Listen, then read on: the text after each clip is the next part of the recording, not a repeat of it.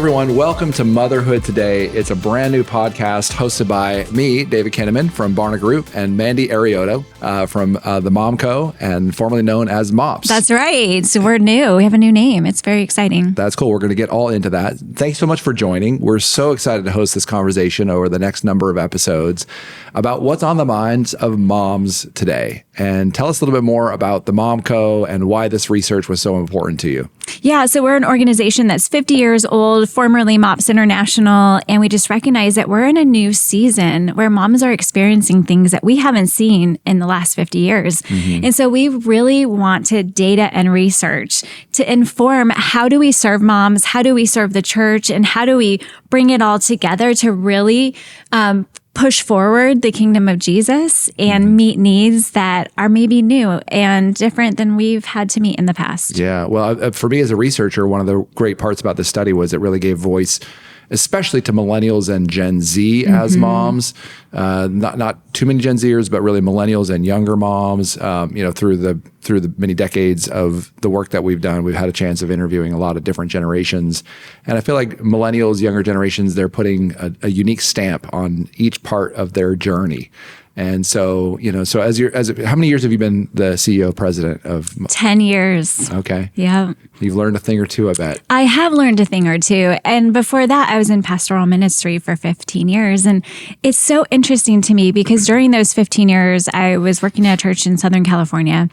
I had 3 little kids at home, on the exec team, teaching pastor, and we would sit around at our staff meetings and talk about strategy and how we wanted to reach our community and how we wanted to care for the people who are showing up every Sunday.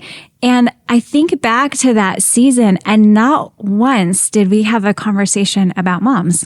And I was a mom myself. Like, it didn't even cross my mind that moms could be strategic in any way in growing the kingdom. Not that they couldn't, but it wasn't top of mind. And so this research has been so interesting to see the impact that moms can have in the church, in the kingdom of God, and their family. And so I'm excited for church leaders to really get a hold of it and explore it and see how it impacts our community. Yeah, and if you were a business leader or you were marketing movies, you're trying to do community engagement or community transformation, or you look at causes around the world or community development or, sort of helping communities in, far distant places, you would go to moms, you would go to the women, you would say, hey, how can we help transform your lives so you can transform your families and transform your communities?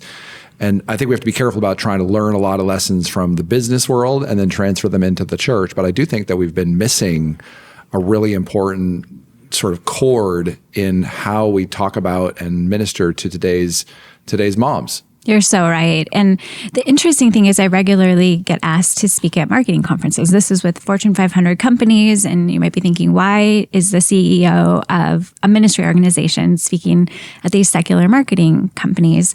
And the reason is that without a doubt, over the past 5 years, these marketing execs have recognized, and they will use this term, that moms are the most powerful evangelists that they can mobilize. Even in secular context. Exactly. Yeah. I was speaking at a conference and the person in front of me literally said, we've recognized that moms are the most potent evangelists that we can invest our dollars in. And I thought that is so interesting, especially in the context of the church. But the data that these marketers are looking at is that moms control 85% of household purchases. Their spending power is $2.4 trillion, which, to give you a frame of reference, that's like Italy or France or Canada is more than their GDP individually. And what the UN just put out a study saying is that if you want to raise a community out of poverty, the single best way to do that is to raise moms up in positions of power. And then at Barna, you guys did a fascinating, I reference this study all the time, but the influence of moms on teens. Can you talk a little bit about that? Because I love it so much. And the thing that stands out to me is that teens reported that their mom is their single, most companion for almost every activity outside of playing sports and I think being on their phones. Well, you're gonna put me on the spot here. I know. feel like I'm you're a digging better- out the you're a better the evangelist. archives. You're a better evangelist for our data than I might be. But this has been a consistent theme throughout our research, which is that women are the backbone of Christian congregations. The ways that they show up in households. That was from a study called The Households of Faith, which I'll forget some of the details that you've just put me on the spot to answer. So sorry. That's all right. People can go to barna.com and find that study there, I bet. And it's well worth a read. I love it. Thank you. I feel more resilient already. Good. But this notion that moms are a conversation partner for their kids and a safe place, and it actually is consistent with something we're just about to research or just about to release, where we've done some research on people's spiritual backstory, their faith story, and we asked people about a whole range of things in terms of their experiences and their beliefs and when they were growing up and when they were children and teenagers.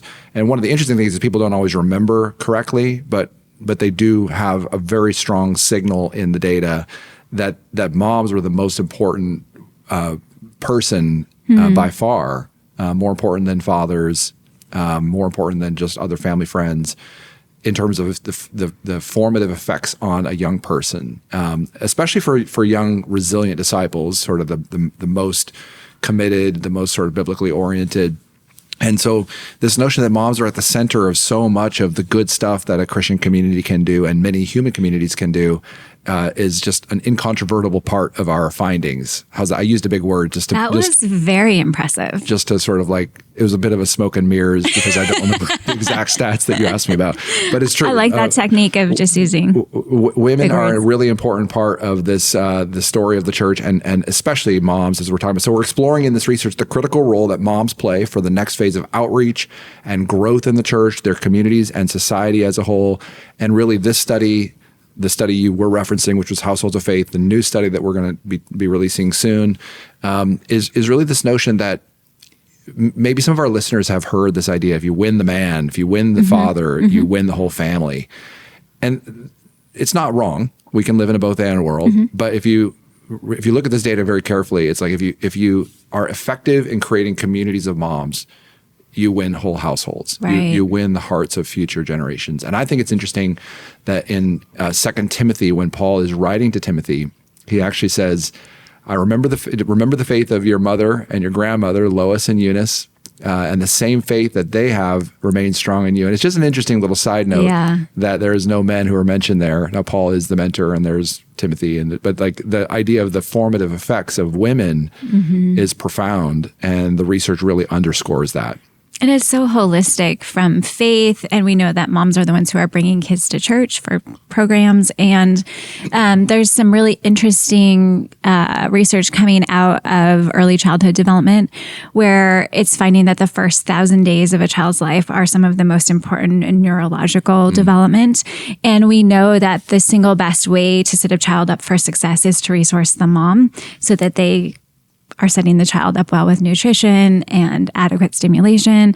And so I just think it's so fascinating that, like, as we're looking at these big corporations who are targeting moms like Amazon and Chick-fil-A and Dole and Unilever, they're recognizing that focusing on the mom is such a strategic move. And I'm so excited for the church to start doing that as well, and to see what's going to happen. I'm firmly convinced that moms are like the next wave of evangelists that are just waiting to be unleashed on the world. I love that vision. One of the things that gets me excited about this study, first, our companies have had a chance to working together for a long time. The founder of our company, George Barna, and Elisa Morgan, and many others were, sort of co-laborers. And I think about Karen and Janice and so many others who've been friends of mine at MOPS, and just the many years of labor, and your team today and the team at Barna, and how we've sort of been on joint mission to try to create these insights about moms today. This is the biggest and largest study that our two companies have worked on. It's called Motherhood Today. You can check out more at barna.com/motherhood. So if you're interested in learning more about the research or purchasing a copy of the journal, you can go to that website, barna.com/motherhood. But I actually think there's something really important about churches imagining themselves as a laboratory for leadership and for community of telling ourselves a better story about who we are in the world. And we're just inundated with our smartphones and with the algorithms. They're very personal. They feel like they know us better than we know ourselves. I've joked that the smartphone is sort of like our best attempt at creating the Holy Spirit. Yeah, that's good. Our ever-present help in time of trouble. Or being lost and needing directions, or the Amazon purchase, or like I'm depressed, or I need a moment of dopamine hit. And so human beings have invented so many alternatives, other ways. And again, I'm all for technology. It's amazing, but it also can really distract us from the power of Christian gospel community that can give us a better way to understand ourselves. So I think moms are going to be really critical, and the research shows this, as sort of forces for building a participant-oriented church where we're not just sitting back and consuming gospel content, but we're actually trying to get out there and understand our gifts and our giftedness and how we could be people of impact in the world for the cause of Jesus and his message, his life, death, and resurrection, and what it means for our souls. Absolutely. And what we see at the Mom Co., we do an annual survey every year just to see how we're doing. And our leaders, 76% of them said that they had shared Jesus in the last 6 months. And the average Christian is 38% say they've shared about Jesus in the last. Say those numbers again. So the first is 76% of Mom Co. leaders say that they've shared about Jesus in the past 6 months. Wow. The average Christian, 38% have shared about Jesus in the last 6 months. That's and so incredible. It's cool to think about, like, what does it look like to mobilize women who are going to share the message of Jesus far and wide with all sorts of people? Yeah, well, that's one of the key themes of the New Testament as well. Is the way that Jesus embraces, women in the mission, and the New Testament is so replete with those stories from Eunice and the ones we just talked about, 2 Timothy, but throughout. So when we think about this, we haven't had a chance to talk about this yet on this opening episode. We've got a series of episodes planned for you. We did a national representative survey of moms in the United States, including an oversample of Christian moms, which tells us a little bit more about what's on the hearts and minds of moms. We're the hosts, but they're really the heroes of this. Yes, that's right. And we want them and their voice and their perspectives to be amplified. They're very honest about the ways they are experiencing all the good that the church has, and also some of the gaps. And I think this study, really, they're remarkably honest and frank about some of the ways that they see the church sort of missing the mark. Yeah. What stood out to you as you've seen this in sort of your experience with local churches? You said you've been a pastor and a leader in a local church, and now you lead the Mom Co., formerly MOPS. What are you seeing about some of those gaps and how we can close them? How this podcast and really this research is meant to help leaders see those gaps and try to close those gaps? Yeah, I think one thing that really stood out from the research for me is seeing that motherhood is a catalyst instead of a constraint. Because I think moms feel like it's a constraint, but what we're seeing is that it really has the potential to form us in powerful ways.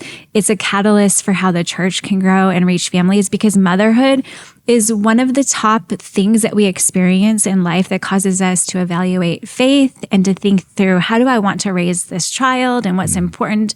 What are our family values? And so it's an opportunity for the church to intervene and say, okay, parents are having these important conversations and making decisions about the trajectory of their family. How can we help inform where they're going and point them toward Jesus? So I was really struck by the opportunities that I see from the research. And as I look at it, I'm curious, can you just tell us a little bit, like, what is the process? Like, when you and your team start a study, what does it look like? How do you do it? Tell us all the details. Yeah, we really are trying to understand through social research what people are experiencing. And social research is actually pretty limited. There's lots of things we can't understand about how people process things. Actually, there's like behavioral economics, which is like people say they want to do this, but then they actually go out and behave a different way. Yeah, right. Yeah. So we're not behavioral economists, but we're social researchers by asking people, what do they think about things? What are their key attitudes, perspectives, perceptions? What they can report on behaviors, and they tell us, but there's actually a lot of research about sometimes people's reported behaviors don't match what they actually do. And so we're well aware of some of those limitations. At the same time, social research is better than the alternatives of just guessing. Right. And of us bringing all of our like, well, my mom told me this, or my friend said this, or my sister who's a mom said this, or my experience with this church. And I would say that one of the things I've learned through being a researcher for a number of decades is that pastors and church leaders tend to work with the currency of anecdotes and like someone gives you feedback, how's it going? Yeah. I appreciate that intuition that leaders often have. But I think what we're living in is a real transformation towards being a research-driven or research-informed leader. And research helps us to really understand. So like millennial moms are different than boomer moms. They're experiencing a lot of differences. Yeah. Millennial people who are unmarried as millennials are different in many ways. The 20-somethings are very different today than they were for those of the Gen X or the boomers who like marriage and family was just more of a normal activity. And so, 3 decades ago, 75% of Americans were married, and now it's way less than half. And most people had their first child before 30 in a previous generation. Now most people have their first child after 30. So even the experience of motherhood comes at a different stage of life. Yeah. And all these things have a real important effect on how we think about engaging people and moms. And again, as we've been saying, moms have a really critical role in shaping this. So we start with a set of questions like what's different about millennials? What's the experience of moms? What are the perceptions of the church? And then we create a survey. We worked in partnership with your team to say what was are an awesome process. Yeah, we thoroughly enjoyed getting to see the insider. Yeah, right. Yeah. And it's always great for us to work with a partner because we can think we know the experiences of the people we're interviewing, but when we work with someone who's actually working on the ground with the population, with the audience, with the consumers, with the people, like the Momco is with moms, like it's so much better, right? We're good social researchers. You guys are great with working with moms, and so we can then combine our forces. Wonder Twin powers activate.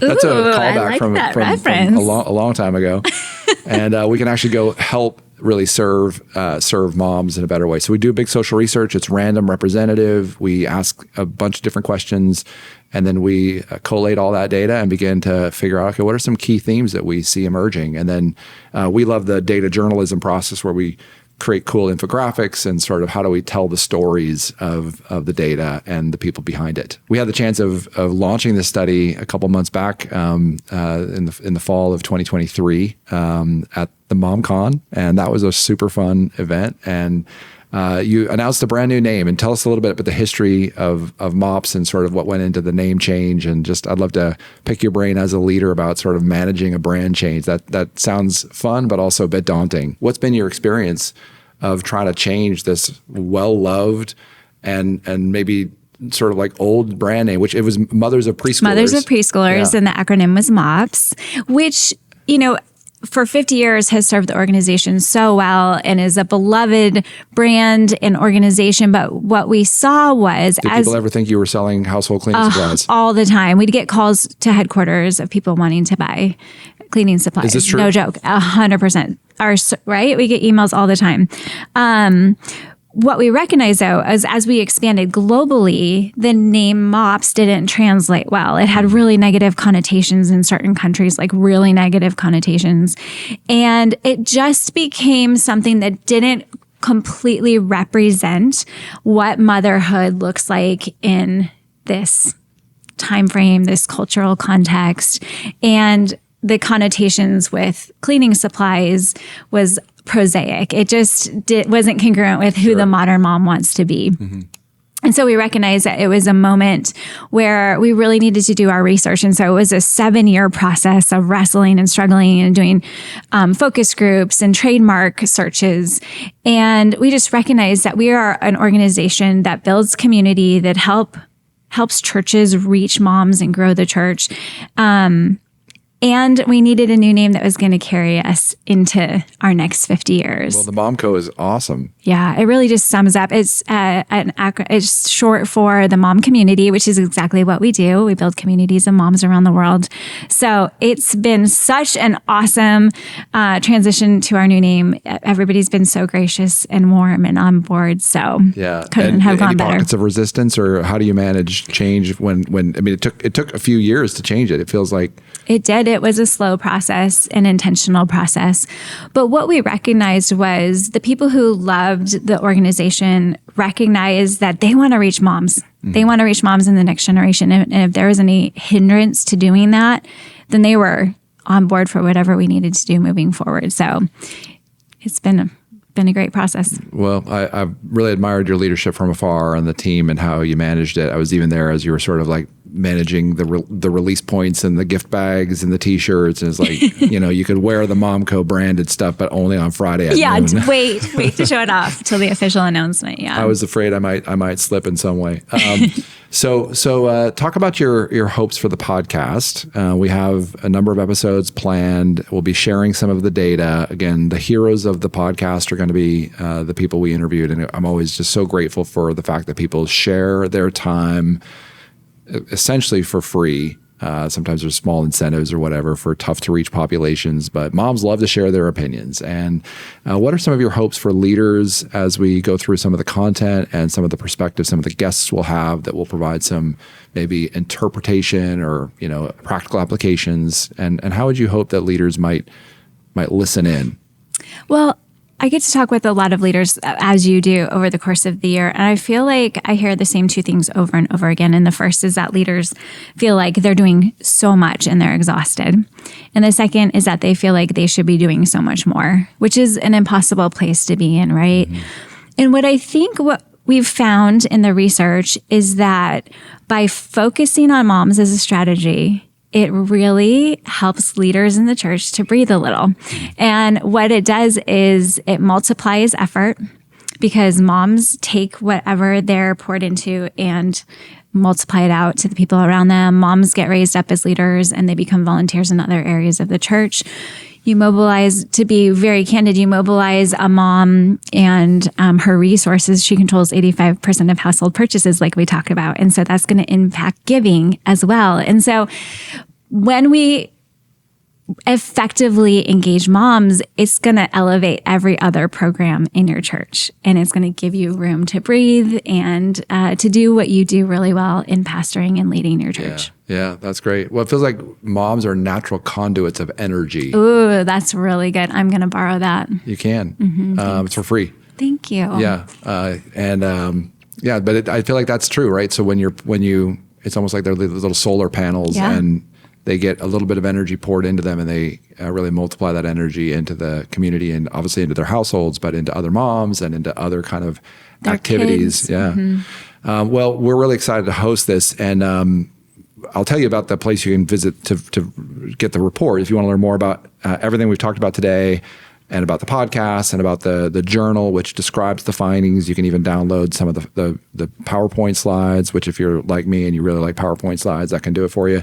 Barna.com/motherhood is the place to visit to purchase that. And again, this is a joint project of Barna and the Momco. Again, that's barna.com/motherhood, and it's a report called Motherhood Today, which we've cleverly named the podcast the same. And then we'd love to hear more about where churches and leaders who are listening in might learn how they can mobilize moms through the efforts of the Momco. Tell us a little bit more about where they could go for that. Yeah, if you are interested in starting a Momco group or learning how to reach moms in your community, you can go to growthechurch.co. All right, what will they find there? There's all sorts of information about what it looks like to start a group, how we can help resource them. There's info on the Motherhood Today study and research and feedback that we get from moms and how churches can interact and serve them really well in their local communities. And not only that, but we have 20,000 moms a month looking for groups, and we don't have groups to send them to. Wow. So if you're a church leader and you want moms in your community to start coming into your church doors, we would love to send moms to you. So go and check that out. Yeah, okay. And that's growthechurch.co. Okay. Well, you're an amazing leader, and it really is a pleasure to be able to spend the time sort of hosting these podcasts, getting to know you and your team better. What's a big aspiration you have as a leader over the next 3 to 5 years? You guys are sitting in a great spot, but as you dream about the future of moms and the future of the Momco, what really excites you?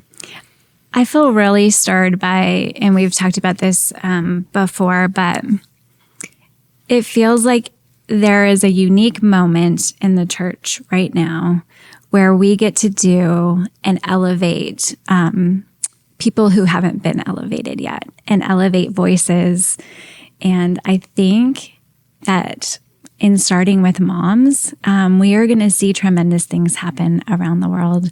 And the kingdom of God is going to spread quickly and far and wide when we do that. So that's really what I'm excited to see happen in the next couple of years. That's great. One of the things we didn't really talk about was the fact that I like to hike. I do a lot of hiking in Colorado. You live in Colorado. I live in Texas. Not a lot of mountains here in Texas. How do you train for? I saw you hiked Pikes Peak, which is a very impressive peak to hike. Yeah. And I was like, how in the heck is he getting in elevation training? Like, what does that even look like? I'm on planes a lot, and I just like run up and down the aisle. Okay, all right. And yeah, so you should write a book about that training method. It's like at 30,000 feet high. It's like higher than the tallest mountain. So also pressurized. No one mentioned that to me. No, so I feel like it's an opportunity for me to spend a lot of time in Colorado, where it's a lot cooler in the summer, and so I did a lot of hiking at elevation to get ready for that. So I did Grays and Torreys and Pikes Peak, and being outdoor is a great opportunity to see what God's doing in the world. That's so true. That's so true. Okay, before we wrap this up, I just need to bring up something that's off topic. Okay. But so people understand who David Kinnaman is. So what I've learned is that David is a man who does unusual things with excellence. And I emailed you about this, so you probably know where we're going. But at MomCon, which is the event where we launched this study. This is about the fourth time where you're like, you're going to absolutely know where we're going. I have no idea where you're going. So I'm keeping you on your toes. Okay, so at MomCon, where we launched the study, you get on stage. We're doing sound checks. Oh, right. And I am blown away by this man's sound check. Right. So he does the small things with excellence. And I had to email him afterwards because I'm like, what in the heck did you recite? He has it memorized. It's very thorough. It's very precise. And I just feel like we need to talk about it to set up the rest of the podcast so people know what they're getting themselves in for and how you show up to do things. A man of excellence. Okay. So That's right. It's a little memory test. And you want to try it? I have not perfected it. I told you, you tell what it is, because I'm thinking I'm going to do 90s rap. Okay. To elevate my sound check. Yeah. But that kind of defines who we are, where I'm going 90s rap and you go so classy with what. Okay, is this what this? Okay. So it's 1 hen, 2 ducks, 3 squawking geese, 4 limerick oysters, 5 corpulent porpoises, 6 pairs of Don Alverso's tweezers, 7,000 Macedonians in full battle array, 8 brass monkeys from the ancient sacred crypts of Egypt. And it goes on and on and on. And that's how much more do you have memorized? 2 more, 9 and 10. Yeah. So it's fun. It's actually an old warm up for radio that came from, I don't know, the early 1900s, probably the 1920s, where people that were on air talent had to use all the various sort of like vowels and consonants and expressions. My favorite is corpulent porpoises. I mean, that's really great. Well, you can do it with your kids, where you say, "Hey, let's do a little memory test." And so you say, it's really easy, just 1 hen, and so they have to repeat after you. 1 hen, 1 hen, 2 ducks, and so 1 hen, 2 ducks, 3 squawking geese. They can usually get that 4, and then it's like 4 corpulent porpoises. It's 4 limerick oysters, 5 corpulent porpoises, 6 pairs of Don Alverso's tweezers. Right. And by the time you get to the tweezers, people are like, I'm out. Do you have any other, in air quotes, useless information memorized? Like, I know the presidents: George Washington, John Adams, Thomas Jefferson, James Madison, James Monroe, Don Quincy. Like, I can go on. I learned it in 4th grade and it's in there now permanently. Yeah. Do you have any other things memorized? I have all the useless information. By useless, it's like when I'm on a podcast and people are like, you're going to totally know this stat. It's not there. But when it's useful, then I completely can forget it. But useless, I have no idea. I'm sure you know all the cool kid vernacular. Yeah, my kids. You can bust that out really fluently. Emily, Annika, and Zach are always like giving me some good, like, Dad, you don't want to say it that way. Try this. So I appreciate that they're coaching you on it. Yeah, it's my research sample of 3 Gen Zers. Yeah. Awesome. Hey, this is going to be a fun podcast. This really is. We do laugh a lot. We're covering all the bases. Yeah, all the bases, including the corpulent porpoises. Mandy, it's going to be fun. Motherhood Today, not what you expected, and we're here for it. Absolutely. We're gonna have these incredible conversations with some leaders, and really hope to inspire you. Part of the story that you'll hear is my bereavement and how that's shown up as a single dad, and my late wife Jill, and parenting these 3 amazing kids. And that's actually part of the story beneath the story, is that I'm closer to them because I've had to take on certain roles and understand the profound impact that my late wife had on all of our lives. And we'll talk a little bit about some of that. And of course, I'm a researcher, so we'll be talking about the data and the numbers. And you and your team are an amazing group to work with. And we're just honored to present this series and what these leaders have to say. And as we've said a few times already, but just to repeat it, the real heroes are the moms in your community who need a safe place for a deeper conversation, for the community that I think the Mom Co. is a great addition to. Absolutely. I've heard you say before that moms need less content and more community. And I think that just sums it up. Yeah. Cool. Well, if you are a listener to the podcast, please like this podcast. We're brand new, so it always helps us. If you like us, leave a review, subscribe wherever you're listening to your podcast so it comes up on your regular feed. Share it on socials, send it to a friend or ministry leader. We really do want you to think differently. We'd hope that as you experience this data and this podcast, you'd actually stop and say, oh, wow, I hadn't really thought about the experience of moms in this way before. And again, check out barna.com/motherhood to purchase a copy. And you can also go to growthechurch.co for more about how the Mom Co. can support your church or community. So thanks so much. And we'll be back next time with a fresh episode of Motherhood Today.